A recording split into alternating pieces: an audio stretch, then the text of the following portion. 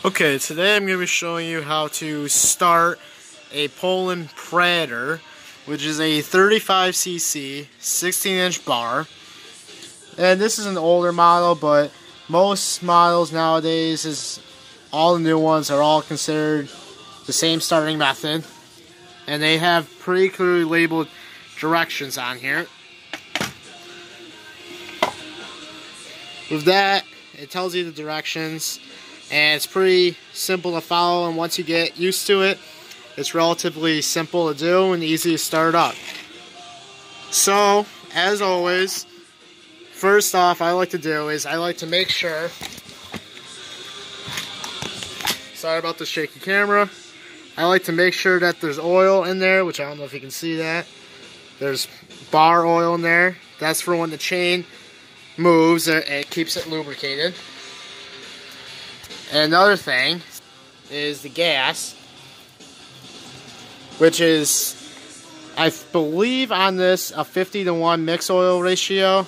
Oil to gas ratio. I could be wrong, but that's what I've been using because I have pre-mixed fuel and make it myself. I buy the oil from Home Depot, Lowe's, wherever I am.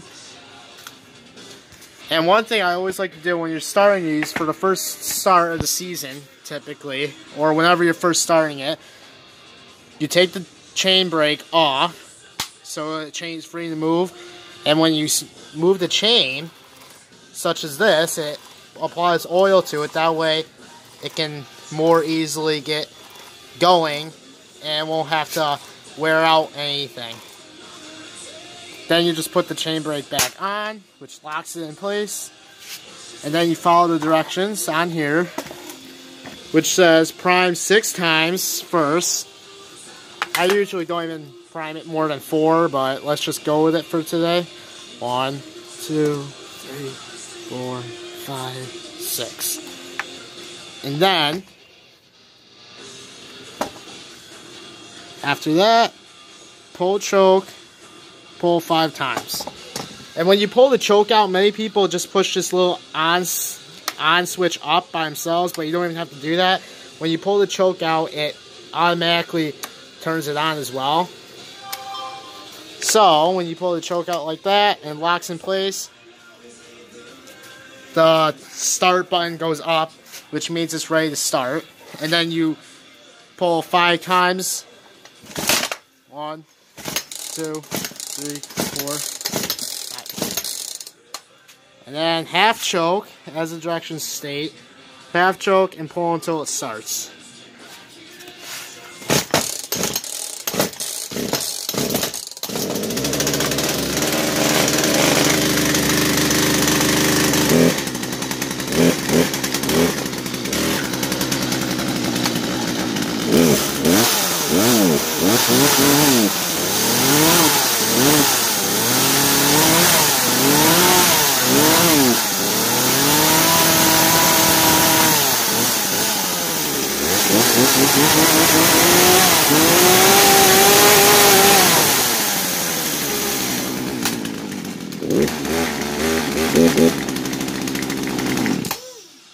Now you push down on this red switch here to turn it off.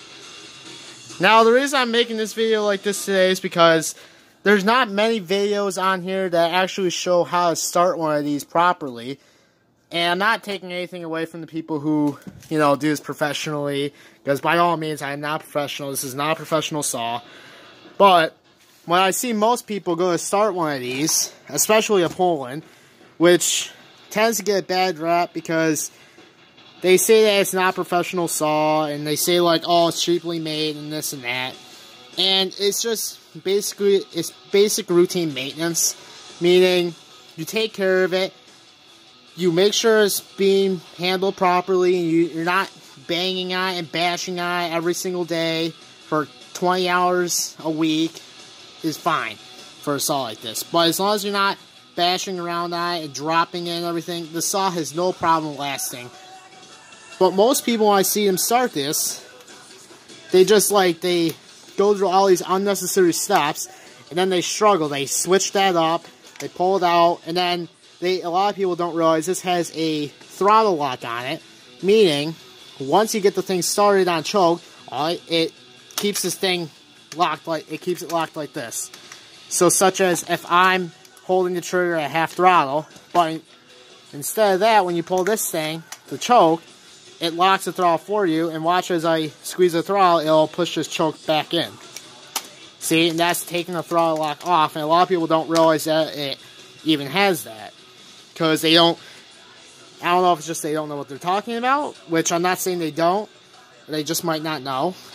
Like, they might not know this particular saw, they might be used to a Steel, or a Husqvarna, which apparently owns Poulen, but as ironic as it is, I have not had good luck with Husqvarna. I've had better luck with Poulen. So that's just how that is. And I wanted to just run by people. I was going to put this on the four-wheeler, but there's no room right there. Put that there. Move that out of the way. With these chainsaws, this particular type, with this type of chain case, when you take this off and you want to tighten this up, this is about perfect tight. I'm not saying it's 100% perfect, but that's about as good as I can get. This right here, this little screw is a chain tensioner, sorry. And the way to get this to tighten up is to screw this tighten it, lefty loosey, righty tighty. You tighten that, and it tightens the chain. Now, one thing some people don't understand or just haven't noticed is you can't have these two nuts here tight. They have to be loose. You have to break them loose in order to tighten the chain. So you loosen these up, not all the way, just break it loose with a wrench. And once you break them loose, I usually just unscrew about 2 turns with my fingers. So break these loose, unscrew a couple times, that's all you need. And then you should be able to tighten and loosen the chain to your desired tightness. And then, right after you get to that point, you just tighten these back up, hit them with the wrench, and I believe it's a 1/2-inch socket, if I'm not mistaken. Let me just get into a little case of half-missing tools. Let's see here. I believe it's a 1/2, I could be wrong. Yep, and there it is. Alright, and I, of course, do not have a wrench on me. That's my doggy. Alright, let's see here.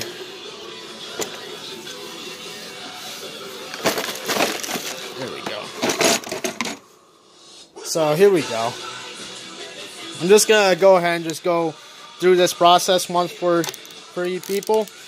That way you can get a better idea of it. And I'm sorry, I do not have a stand for my phone at the moment, so I'm just going to go ahead and set you guys down right here. Hopefully you'll be able to see somewhat of what I'm doing. That's not going to work. Let me try setting you down. I'm trying to get you guys in a good position that you can somewhat see what I'm doing.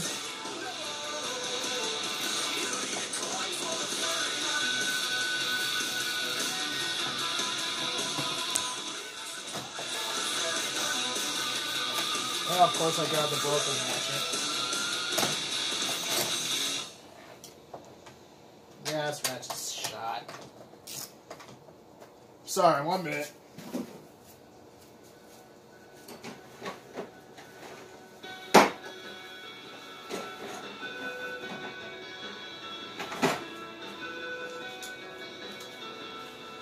I seem to forget that that ratchet was indeed broken. I gotta throw it away.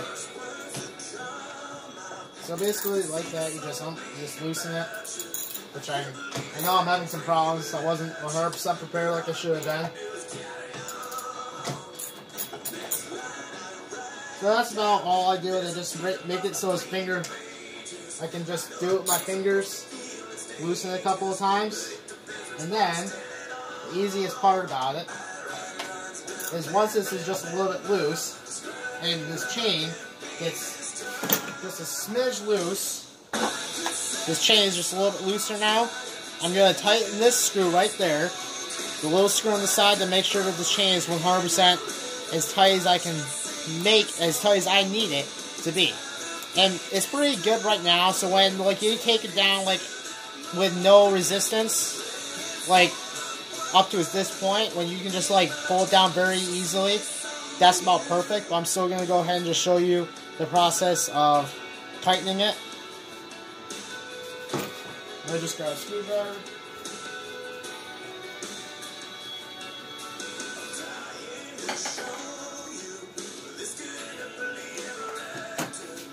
Now with this, the simplest way to do it is, I'll show you as I loosen it, you'll be able to see the chain going down.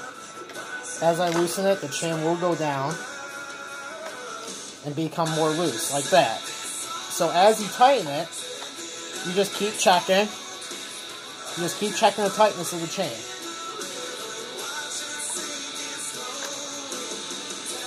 And right about there should do ya. And as you use these chains, especially a newer one, you do have to indeed check it and make sure it's not too loose as you're cutting whatever you're cutting, whether it be small tree branches to a full-grown tree. You gotta make sure you have the tightness at a good width, otherwise the chain can pop off of the front of the bar. It can pop off in here, which I'll show you on another video, which will probably be tomorrow. When you take this off, the chain goes around a little gears here that turn it. So if this chain's loose and here, it's gonna pop off and it's not gonna spin. So another way I like to check is I like to pop the chain lock off and just make sure it turns freely. Make sure it's good, not too loose, not too sharp, I'm sorry, not too tight, not too loose. And in my case, I want just a smidge tighter. And with these chains, another thing, you don't want it too tight. You want to make sure that it's got enough room to move freely. Otherwise, it could burn out your gears, it could make the engine work harder, and it can ruin the front of the blade, which has a little spindle right here that turns. It helps the blade turn. And another thing that could possibly happen with a too tight of a chain is the chain could potentially snap and break, which could result in you getting hurt. But as long as you take care of it and you know what you're doing halfway decently, like, you don't have to be a professional. You don't have to be a professional to use a chainsaw. You just gotta know what you're doing. And whether that be watching a YouTube video or just going to your local Home Depot, for instance, they can show you how to use a chainsaw in a quick 10-minute, like, lesson. They can just show you the basics of it, and that's what I would have done. Well, we've been doing this my whole life, so. And then basically, once you get that tight to your desired tightness like this, you just go ahead and crank that back tight. Make sure don't strip this, because if you do, you'll have one hard time getting it off. And you can't really replace these screws right here. The screws that the nut goes onto, you can't replace those unless you... Well, I mean, I suppose you could, but it'd be just a whole lot of hassle. Whereas you can just tighten it down and be careful not... You don't have to be like a Hulk and, over-tighten it. I mean, I'm 17, so... I like to make sure it's about that tight. Quarter turn is usually good advice. Just make sure it goes down a quarter turn without you having to muscle it anymore. Once it gets to the point where you have to start applying a lot of muscle, that's good. That is perfect the way it is. And you always want to be sure you check these throughout the time that you're cutting, especially if you're going to be cutting a long duration. So if you're only going to be cutting for 5 minutes, you just cut down a couple of branches, you still want to check. I don't care if it's 2 minutes or 2 hours. You want to keep an eye on this stuff because you don't want anything to come loose and potentially harm you, harm another person, or just harm your saw.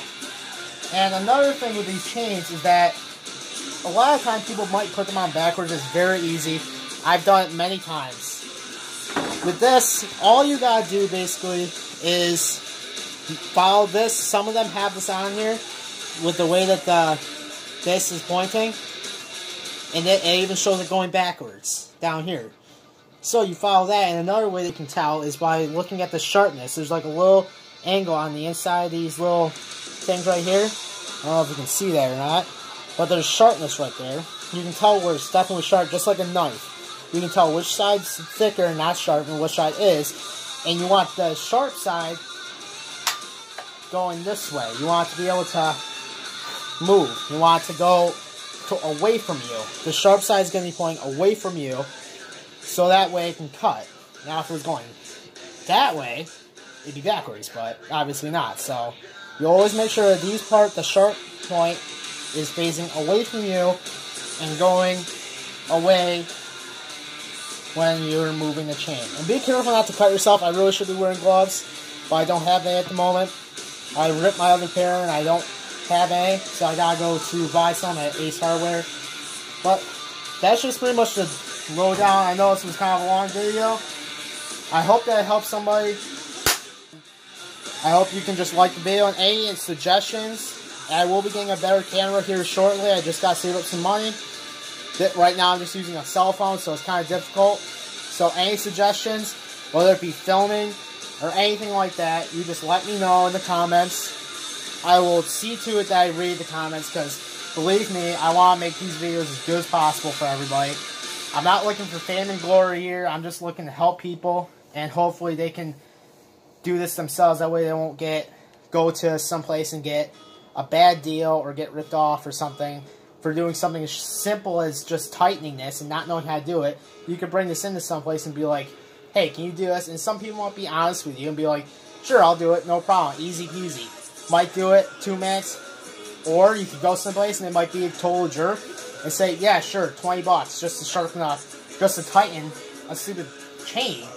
Which, you know, there's people like that in the world nowadays, which is kind of sad. But not everybody. I'm not dissing everybody. Not saying you can't bring this down to Home Depot or Lowe's or wherever you bought the saw. I'm just saying, can you tighten this or show me how to? And I believe that they would. But it's just so much simpler knowing how to do it yourself. And in my next video, I'm going to show you how to take this cover off and how to clean the inside the way I would do it.